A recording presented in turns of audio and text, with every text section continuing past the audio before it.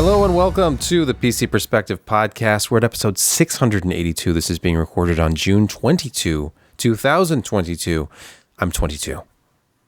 Plus, and I'm Jeremy 18. I'm the rumors of my demise have been greatly exaggerated. What is that? Greatly exaggerated. I'll add that right here. The Josh-style innuendo, we sort of kind of missed out on that. I miss him losing his breath and Snickering. Pete Red laughing at one of his own jokes.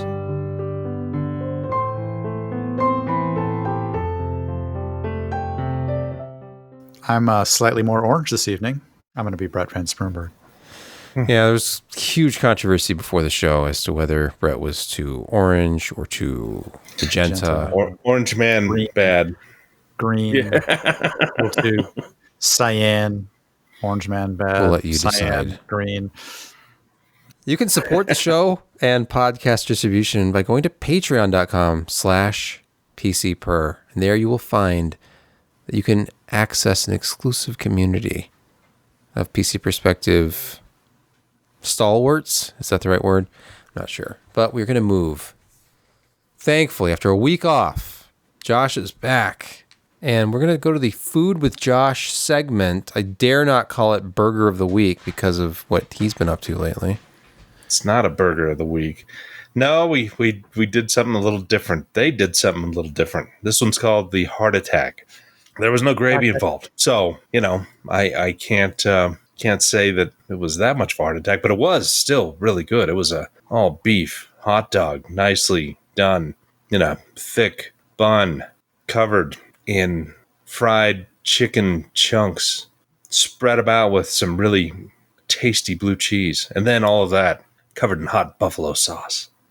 So, yes, this was the heart attack, and it was good. And the fries were good. I'm all happy about that. Yeah, it was, you know what? You should try it someday, because it's not a huge hot dog guy, but this is really good. Filled me up. Sounds bad. Let's move to our first news story, and of course, it has to be Intel Arc, always dominating the news these days. And we're talking about a desktop GPU this time, not the mobile stuff. This is the A380 desktop GPU, and some independent gaming tests have been released, and it's outperformed by a Radeon RX 6400. Though very impressive in the synthetic testing, by the way. In TimeSpy, it outperforms the 6400 and even the 6500 XT, and handily outperforms a GTX 1650. So you'd think, man, this is really good. I mean, if the price is right, and if you actually look at gaming results, it's consistently behind the 6400 and 1650. So this seems to be extremely heavily optimized to do well in specific synthetic benchmarks. I don't know. I think it's the opposite. I think it's the software has not been optimized to play games. I think it's just it's probably just as good at running standard computations as any other card, or better. Yeah, I mean, you can optimize your drivers and your shader replacements for benchmarks really, really heavily to give yourself a nice boost. But you can't do that in terms of software, at least Intel can at the time, for every game out there. I mean, they can focus on some, pretty big ones, but you're only going to get so much. I mean, replacement shaders are essentially why we have 750 megabyte drivers that you download. So, I don't know. It's not a great beginning for them, but if it costs competitively, then it's okay. It was WCCF Tech earlier tonight. Let me pull them up because they had some sort of exclusive. I think that what they got was the reviewer's guide. So they cited the same benchmarks that Video Cards has, but then when it says official benchmarks, it's because they're screenshotting the reviewer's guide. Reviewer's guides, if you're not familiar, always have expected performance in them. So here's Intel's reviewer's guide screenshot here with the A380 compared to the A370M. And then they have some performance numbers. Let's see. So yeah, games, 1080p gaming. This is from the reviewer's guide.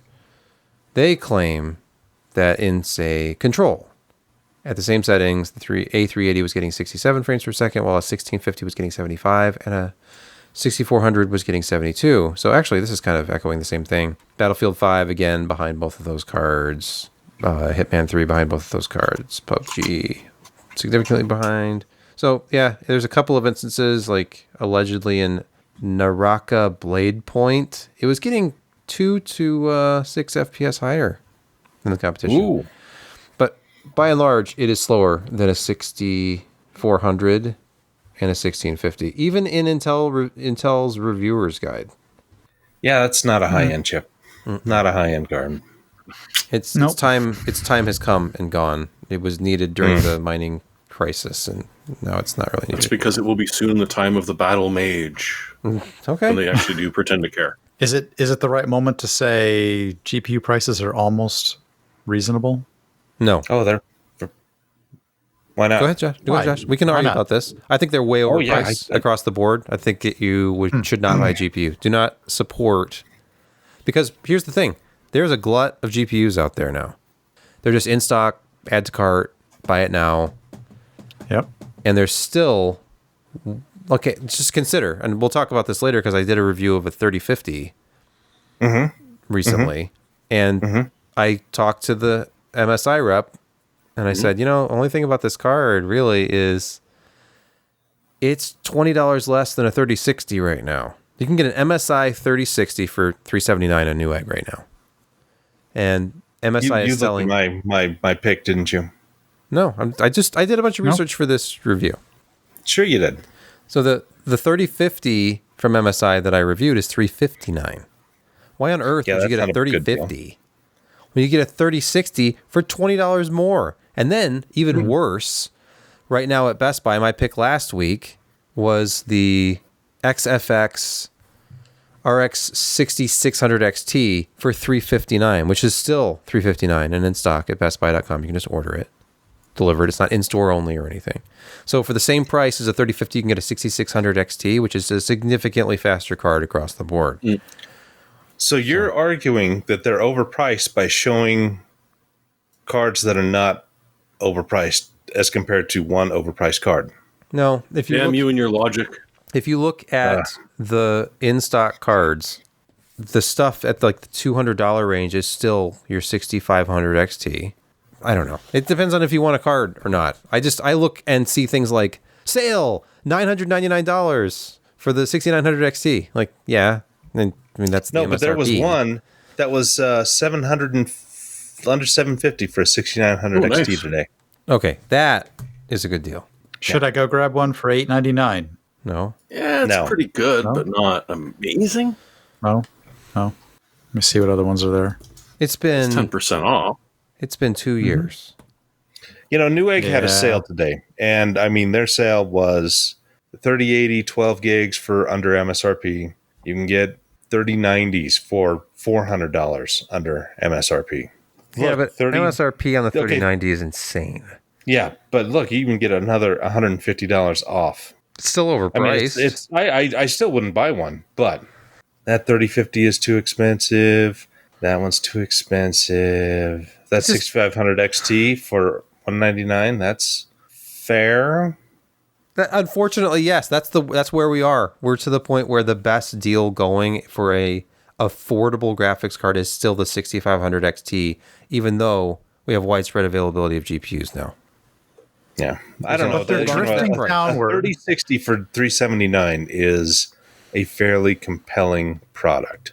I say we revisit this in about a month. I think we're going to look see different. Additional look at this. price Here's that adjustment. Speedster Swift 210 6600 XT. It's the same deal as Best Buy now. So $359 for that card. I think that's the best deal going right now in the $300 to $400 range.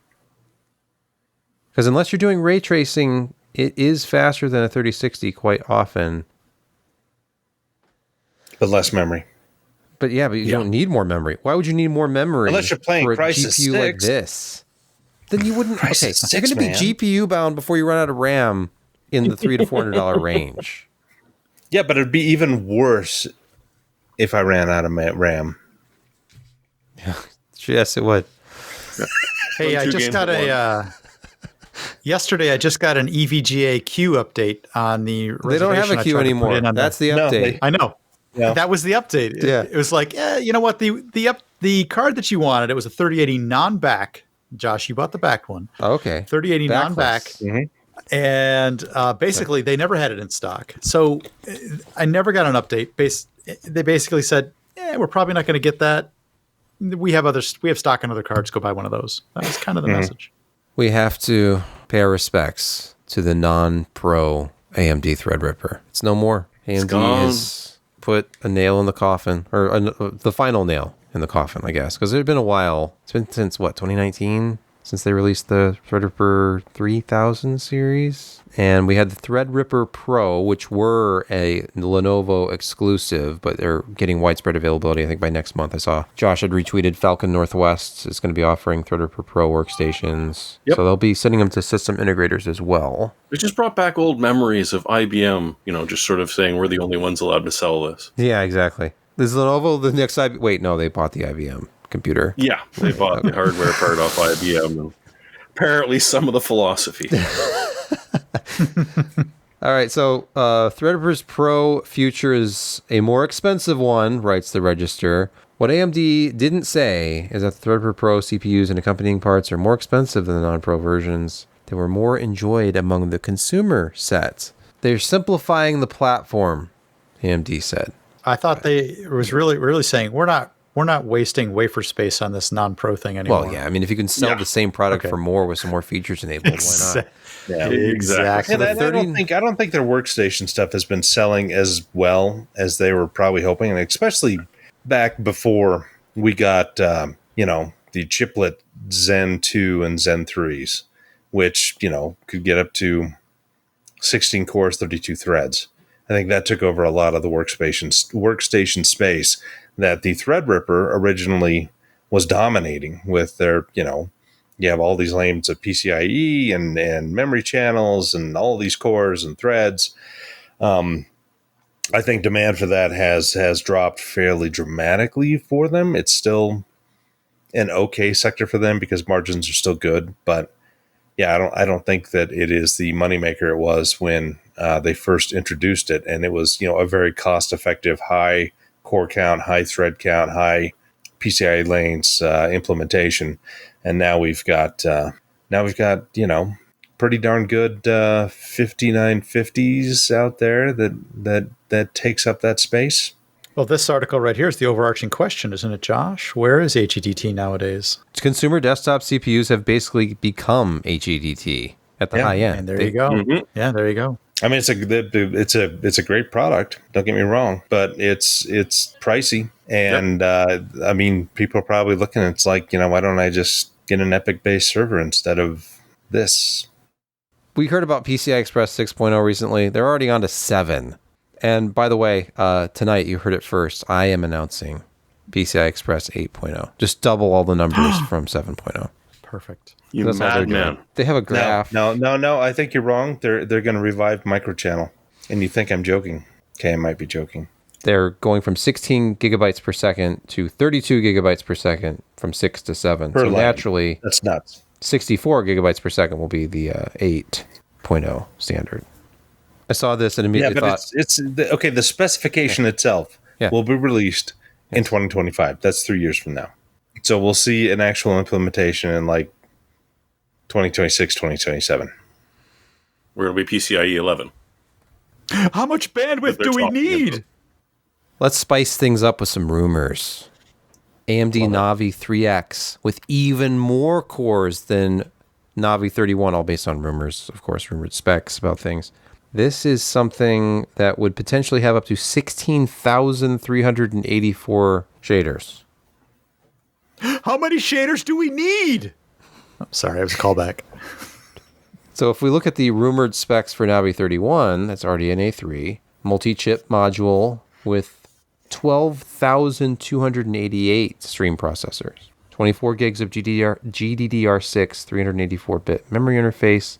It's a lot of memory bandwidth. 18 gigabit per second memory would get you 864 gigabytes per second. Whoa, 384 megabytes of infinity cache. It's Gen 5 product. Whoa. Q3 2022. Really? I don't know if I really see that happening. Really? They said this year. They said end of this year we'd have multi-chip Radeon A3. We talked about this last week in regards to how much that's going to be dependent on the driver and the software and how fantastical that needs to be. I have a lot more faith in AMD than I do in Intel with graphics drivers. But well, you know what? Look how well they did with the Infinity Fabric, with the Ryzen 3000 series and the 5000 series. And I mean, it's going to be a lot of that same.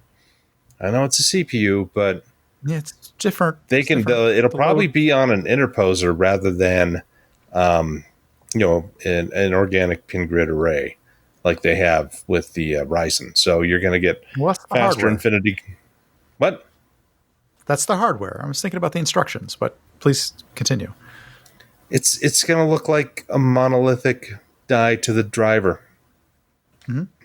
The way they have it set up. So true. I don't think we're going to care. Yeah. I don't think it's not going to try to do, a crossfire type thing. It's just going to look like a monolithic core with the way they do dispatch, memory access, all of that stuff. I'm still picturing whether or not we're going to see these by the end of the year. Yeah, I'm still maybe Q4. Q3 seems awful fast for nobody having kind of laid eyes, and nobody really has laid eyes on the NVIDIA stuff either, which is supposedly Q3, end of Q3. But again, I don't know. We may see some paper launch announcements. I don't know. Supply chain, man. I'll just lean on supply chain and wait for orders and think that it's all bad. I don't know. We'll see. In our next story, Jeremy will attempt to explain USB 4 and Thunderbolt 4 and their differences. Yep. That's them. Okay, so this is just barely scratched the surface because USB certifications are usually insanely long and complex. But for the really big things is that we're going to see a doubling of it'll be a proper 20 gigabits a second. So on USB 4. Now, Thunderbolt 4 is going to double that. It's actually going to be able to peak at 40 as long as you've got the proper cord and you're staying within the proper length, which is 2 meters or less. Any longer than that, it's going to drop down to 20 gigabits. So it's going to be just like USB 4 in that way. The other thing is that it's able to, it needs to have 15 watts provided to it, whereas USB 4 is still happy with 7.5, which is, nice. Still a jump up, but you can sort of understand it.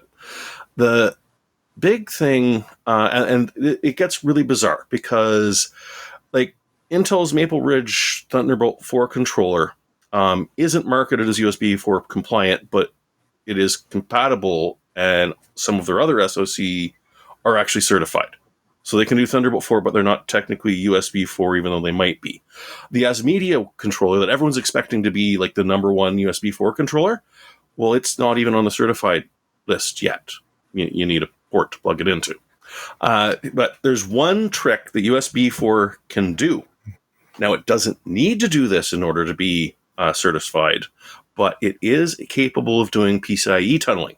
Now, that's a trick that only Thunderbolt could do before, where it's taking all of the instructions, aggregating them into one signal, firing it off, and then when it hits the end, only the appropriate data is decrypted, and away it goes. Before, if you tried running a especially display over USB, what you found was that it would grab several of the wires, and at certain higher resolutions, it would grab 4 of the wires, so your USB 3 is actually giving you data transfer about a 2.0 speed. Whereas with USB 4, if it's one of the controllers that handles PCIe tunneling, because not all of them will, you'll be able to run a display and everything else at full speed. You won't see the stuttering that you would if the display is getting choked off, because, of course, it's the one you're going to notice, as opposed to the USB drive speed stuttering, which you don't notice at all. You're definitely going to notice that on your screen. Now, as far as backwards compatibility goes, they've said, you know what? We're just sort of going back to about USB 3. If you plug a USB 2 in, it's probably not going to work. And, honestly, that's fair. you do eventually have to sort of get rid of some of them. Besides, every motherboard has got a couple of the legacies sitting back and, unused on the back of your motherboard. And of course, you get into the fun parts of, these should be USB-C, but in theory, it is possible to do it with the other wiring, but then maybe not, because that's where it starts to get very technical. And, I'm starting to fall asleep because I've been reading 5 pages about the USB spec at this point. What about power? How does it set itself apart as far as power delivery? So USB 3 was essentially needed 4.5 watt and could do, depending on what you were doing, the super fast charging. USB 4 device is going to suck at least 7.5 watts. So, it's going to pull more power. As far as what the spec allows for maximum power delivery, I honestly do not remember, but it's probably like 100 watts or so. Yeah, it says it appears that most USB 4 cables are rated for at least 100 watts, but then there's a section called Cable Quality Matters, so of course. Yeah, because this is where it starts to get... So now you've got certified USB cords, including a USB Type-C 240 watt cable. Can you imagine the webcam that you could power with that? Yeah, with the ring light and it awesome. Connected to it. Yeah. Oh, Josh, you could string 8 of them together. Why not? But don't cheap out on the cables when you do that. Don't buy no-name cables for your 240 watts of USB power. But wait, there's another one called USB Charger 240 watts. Why? Why do they do this? There's one that's certified USB 240 and then certified USB Charger 240 with a separate logo. You saved the best for last here. Because what is the speed that they're rating on the certified USB 4 40 gigabits? It's not 20. 40 gigabit? Yeah. So it's not actually 20, which is what the spec is rated for officially. But there are certain things, certain scenarios where it can match the same speed as Thunderbolt, unless it can't. Wait, so if you're using a premium enough cable, then you can get 40? And a premium enough plug, and probably a premium enough device on the end, then yes, probably. So if you hope that USB was going to get more simple with the release of USB 4.0, you were dreaming, my friends. Hold on. Something less obvious they're unaware of until they start asking around, says in the article. This is at Tech Power Up. You shouldn't throw away your old USB-C cables. They might actually work better with USB 4. This sounds utterly mad at first. But the USB-IF has changed what is known as the link or loss budget for USB-C cables. Oh boy. Yes. Like, I just kept reading, and I'm like, you know what? I give up. I'm just going to put the big bullet points in, because this set's so confusing. AMD's about to change the game once again, according to AMD. They have a little site up called Meet the new AMD Socket AM5 platform. AMD's going to walk you through AM5. The most lanes available in the industry, PCIe 5.0. Next-gen connectivity. Probably using Intel chips still. Wi-Fi 6. Didn't they buy somebody for this? Didn't they buy somebody for this, though? It's not Intel chips. Are they still? They were going to do a collaboration with Qualcomm, I thought. But a lot of the boards, I think, are still using Intel. Yeah. Well, they do technically have one. Right. Now, this, on the other hand, this is coming soon in like August, September timeframe. And we're pretty sure about that. We're already seeing the boards. Yeah. Not for sale, but we're seeing them. Jeremy, your take on your article actually said this is not the end of AM4. What did you mean by that? Well, so AMD has very much been saying that we're going to definitely continue to keep pushing updates for AM4.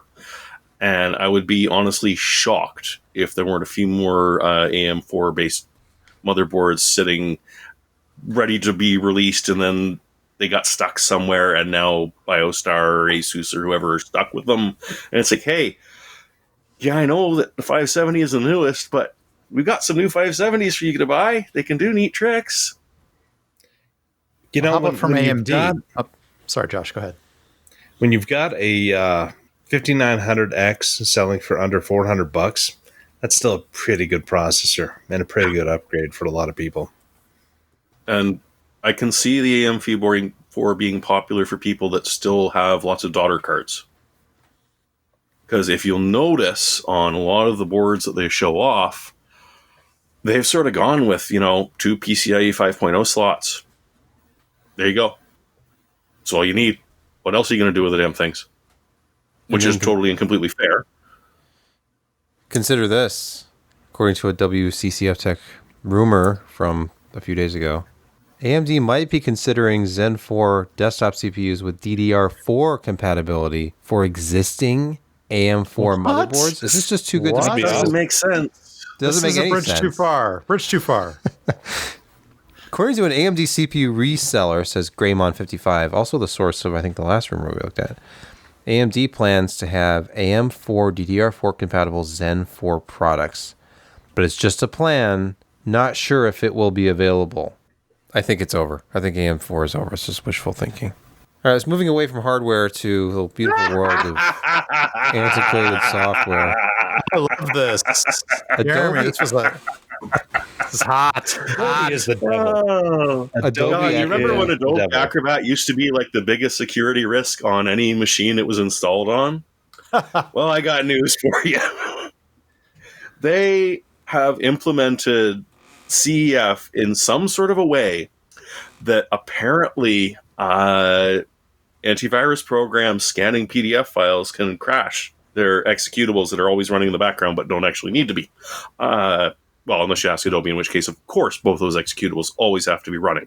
So what the damn program does now, and why it should even have the permission to do this, is to scan your system for 30 different security tools from, such silly vendors as McAfee and a huge list of them. And so it looks, because it needs to see if any of those are installed on your system, because if they are, the way that an antivirus does the DLL injection to check whether your PDF is about to do anything a little strange or not, well, since that interferes with Adobe's executables, they're now scanning and then blocking the ability of your antivirus to do the DLL injection it needs to be able to do to scan it, so that you can open that PDF without having it been scanned at all whatsoever.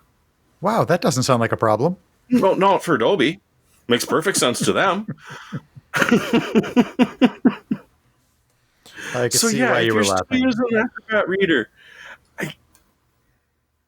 This was an argument during my day job. And it's like, look, I've been giving you reasons to get rid of this for something else for forever. And, well, here's the new fresh hell. Apparently it doesn't block CrowdStrike, so they're not too concerned. McAfee, Sophos, Trend Micro, all them, yeah, totally blocked. So I guess the good thing is to move to Kovacs, right? That's the other PDF guy.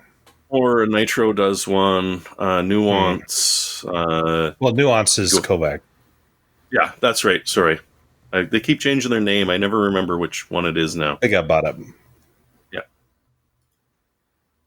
I just use Chrome to open PDFs now. Well, yeah, because that's the other funny thing is that the CEX Chromium program architecture that they use is used in stuff like Steam, Facebook Messenger.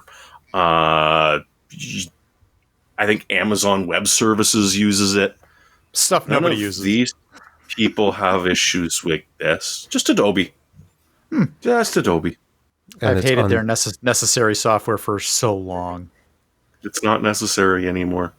It sort of is for the crowd that uses it, because it's kind of like the specialized handshake to say, I'm giving this to you in some Adobe format. And that was kind of like the medium of exchange, like Word, like the Word format, kind of was. Yeah, I use Foxit at home.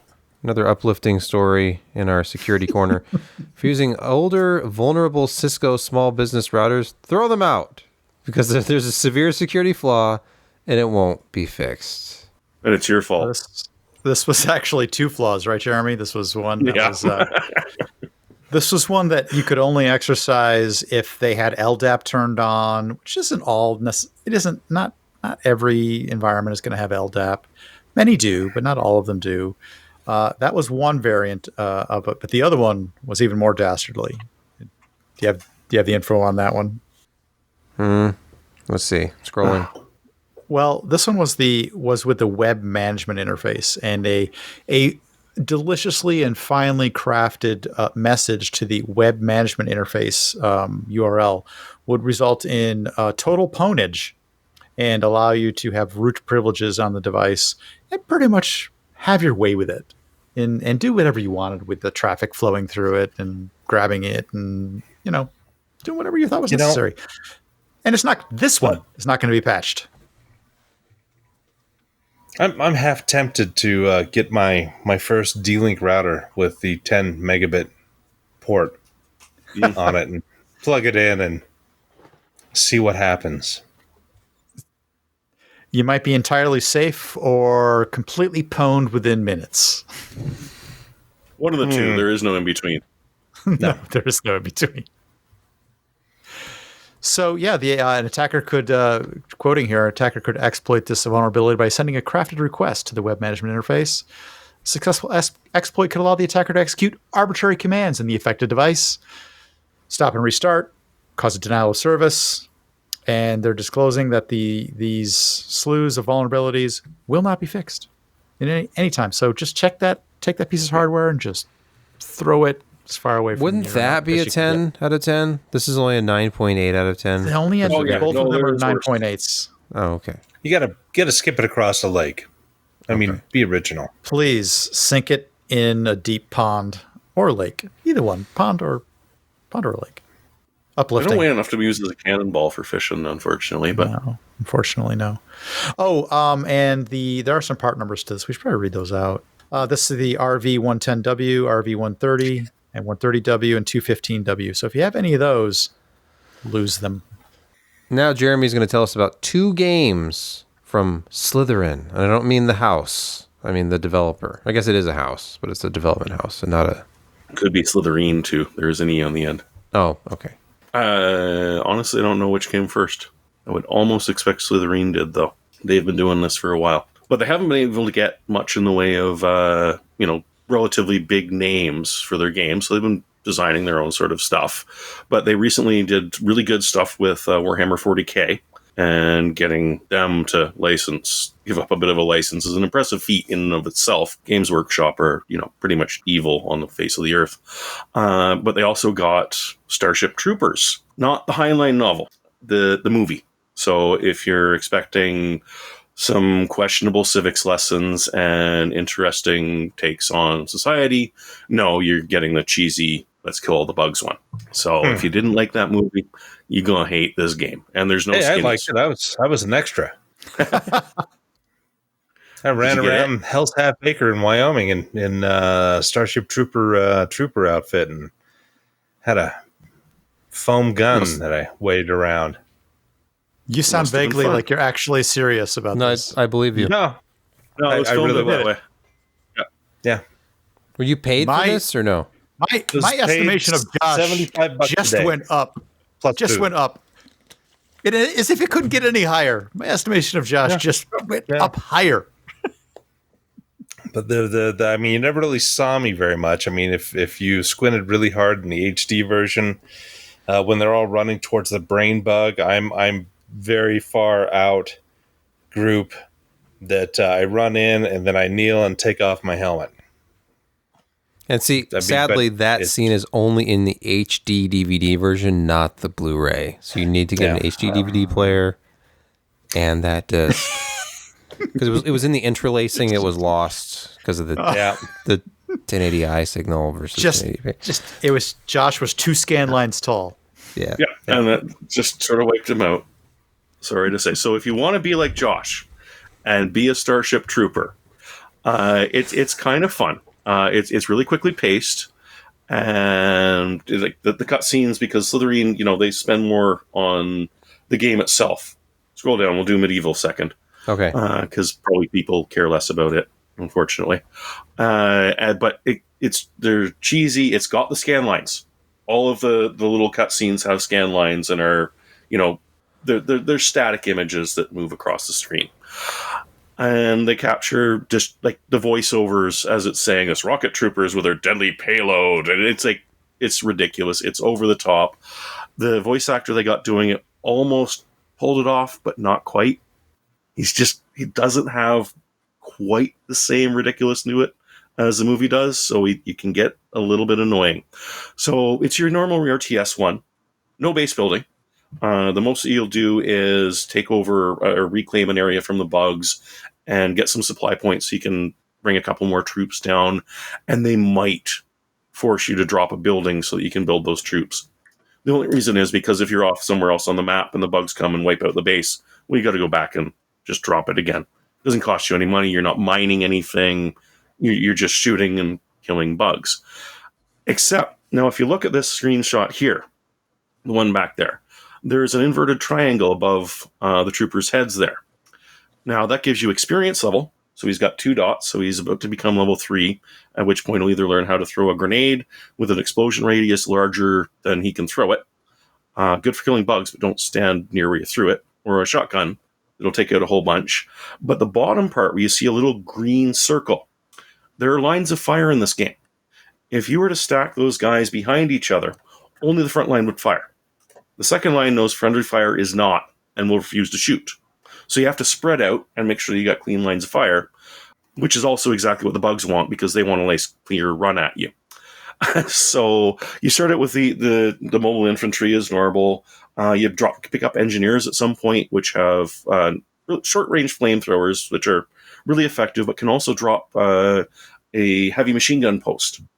And so you drop that down, it defends your bases and stuff. But if you've pushed on, each engineer can build one, but you can always go back, delete it, and then build it somewhere else. And as you get new spitter bugs, you end up having to need sniper troops, which sort of hand behind it. There's leader troops, which can sort of stand behind and shoot through people. Mostly, I think, because they don't care whether they hit the plebs or not. But can morale boost and such. So it's very similar to the StarCraft RTS sort of thing, but with some interesting differences that make it a little less frantic. It's not about how many times you can click in a second.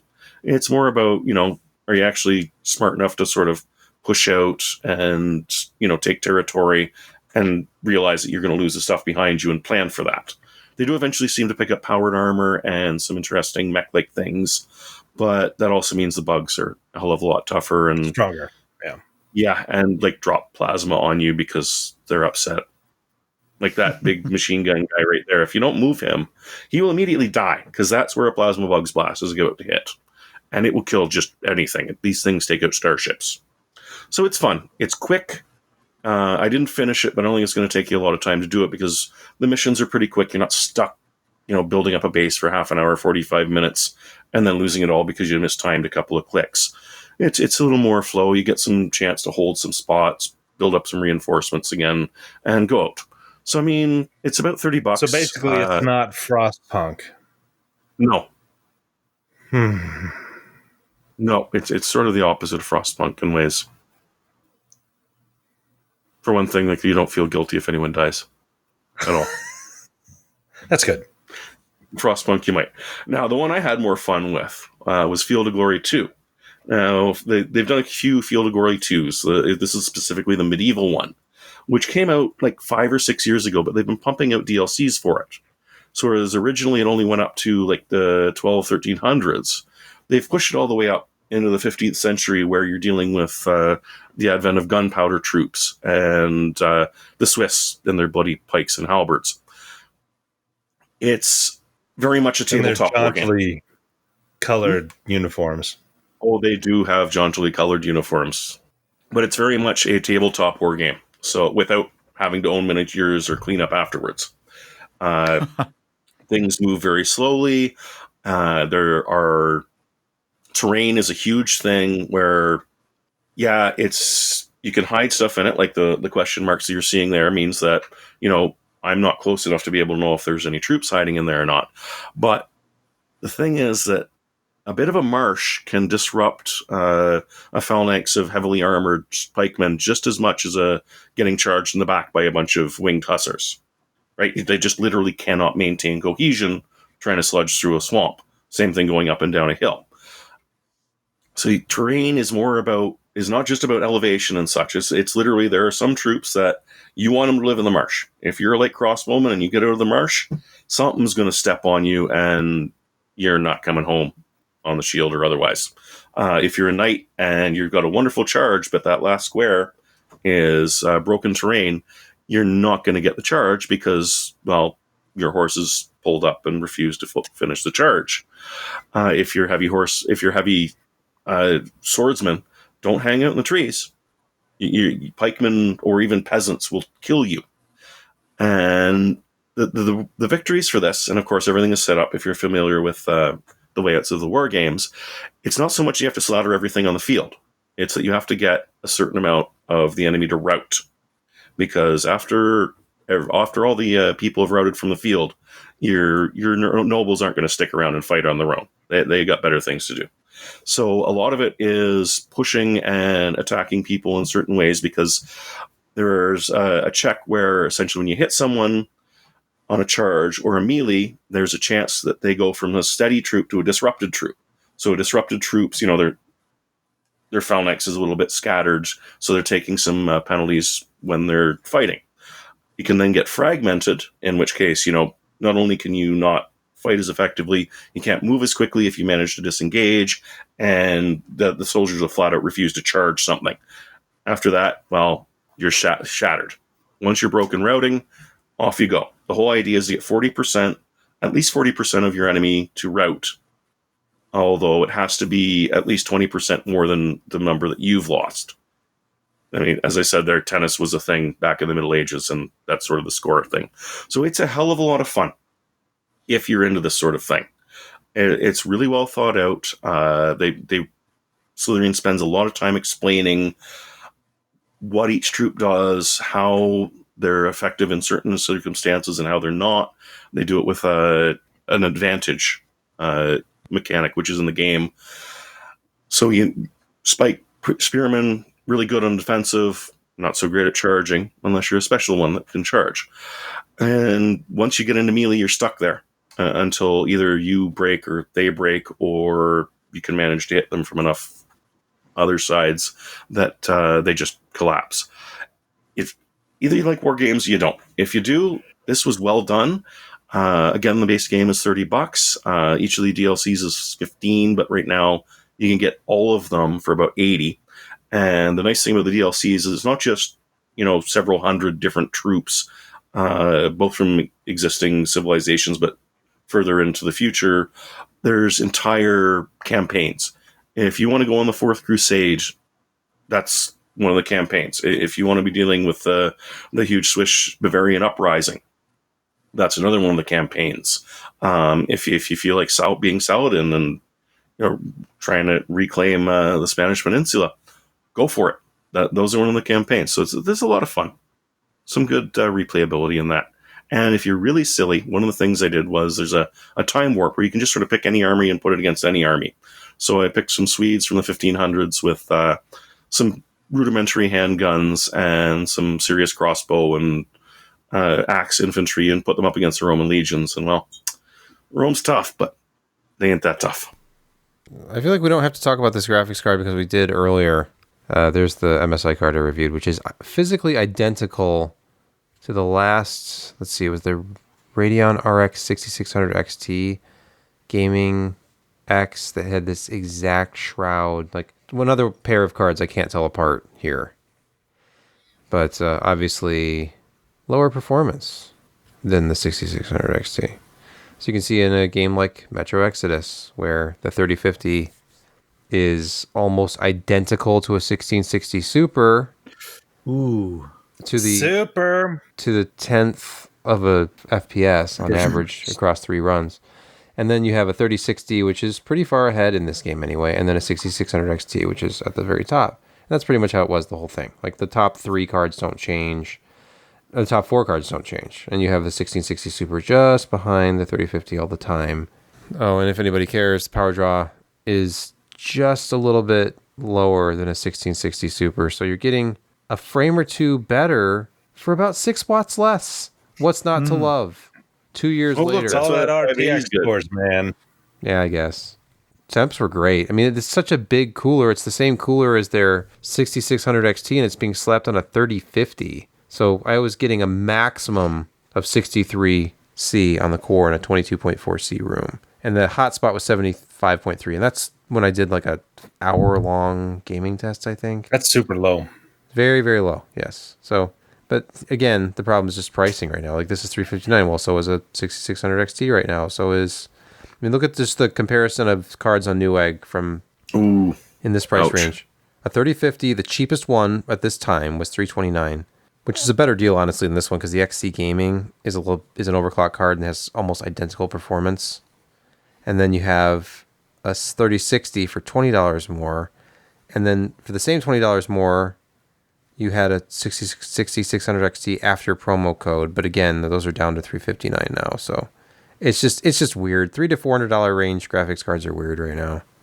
It's gonna improve. It was like the $200 range a couple of years ago. It was just 150 to 300 was just such incremental dollar values. It was like $7 steps. Yeah, that's bizarre. Yeah, somebody mentioned, it was Al in the YouTube chat.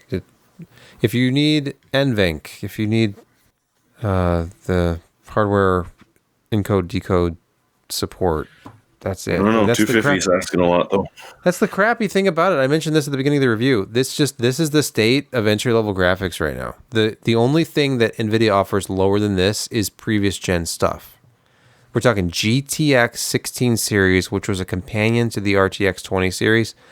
Mm-hmm. We've had 30 series stuff for 2 years, and our entry level, they didn't do a GTX next gen.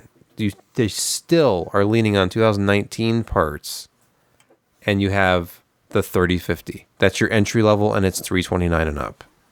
So what you're saying is it's really good that video cards aren't included in the inflation index. Let's move to picks of the week. Josh, get us started. All right. So, if you need a video card, and obviously we have railed on this back and forth, I still think the MSI RTX 3060 for $379 is a reasonable price. I mean, think about, the Asus has an overclock 3060 for $479. And, about a month ago, we thought that was a relatively good deal, but obviously, anymore, you get the better cooling from MSI. It's an overclock version, and it's $100 less than that. And this is one of the least expensive 3060s that I've seen. And if you're doing basic gaming, you've got plenty of memory. You've got reasonable performance. It's at $379, I would consider that a fairly good deal. In a perfect world, it would be much less, but we're not living in a perfect world. I sense a trend here, Jeremy. Yeah, we're not living in a perfect world, but if you want an even more powerful video card and you live in Canada, this is essentially what they were released at when this was essentially the MSRP that the 3080 Ti's were announced at, which was just under $1,400 Canadian. If it's a little too much for you, the non-TI is $1,000, but the TI version is it's a bloody impressive card, and every reviewer I've seen that has tried to overclock it has been met with incredible success. That they will go faster. You won't be able to pump the power up any because, well, it's already sucking enough power as it is, but you should be able to get a significant boost on the sustained clocks within game.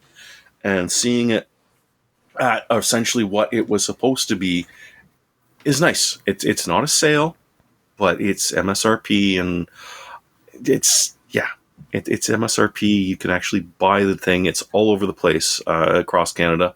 You can't get it online. That's one of the nice things about Memory Express is that until they've got so much they don't know what to do with, you come down. If you don't care enough to come down, well, someone else can get it. It's kind of nice to see in an imperfect world. By the way, for our American viewers, that's just over $1,000 US, like $1,050 at current exchange rates for a 3080 Ti. What was the TI down there? About $950 for the MSRP? I don't remember. I think it was around. It was around this, though. $1099, maybe. Yeah. 6900 XT is still, I think, a better deal unless you are ray tracing, in which case, obviously, the 3080 Ti is the 6900 XTs can be had for Yeah. $899-ish. All right. So, yeah. Please, Brett, deliver us from the GPU recommendations. Well, speaking of power and power draw, I'm having a little difficulty with power. So when you need a little bit more power in your life and you don't want to have to start up a generator, you just want to be able to run your laptop, charge your phones, one of these, and I picked this one because it was 240 watt hours versus other similar ones, which are in the 150 to 160 watt hours for about the same price. So $219 is actually a pretty good deal for something with 240 watt hours, digital readout, and a couple of USB ports. Hey, you know what? And, With a name like Jackery, it's got to be good. Oh, yeah. Yeah. So this is actually not only good for emergencies, it's good on the road. Take it camping. You can get a portable solar recharging kit for this thing. Not a bad deal. And it's not all that large, so it's easy to store, stow, and bring along. And it's relevant because I've lost power several times today. And it would have been nice to have What are that. they ding you for the not included solar panel? I don't know off the top of my head. But I think they come in different capacities depending on which one you're trying to charge. But this is a lot lower in that. This is the combo, so you can get both. So $219, so like $189, $120 for the solar panel. Does it have the stupid flashlight on it somewhere? It better have the stupid flashlight. Please, on yes. yes. It can't be a rescue device without the flashlight. Wait, was that Macaulay Culkin? Yes. I think it was. Yes. And it's better if the easy enough for a child to carry. Or Brett. That's what he's doing these days. Can you just carry this for me? No, I can't do it. I don't see anything about a flashlight. Dad, I don't want to carry this anymore. Damn it, because I really wanted a blinking flashlight. Anyway, the point is that this is a very useful device, not just in power outages, but in other circumstances as well. And it's nicely priced for what it is, and way easier than getting out a giant generator and hooking it up and gassing that and getting that going. It's a lot easier to grab one of these things and just turn it on. Gotcha. My pick this week is blue balls. And it sounds unpleasant. I'm sure it is. But this actually ended up being more pleasant than I thought it was going to be.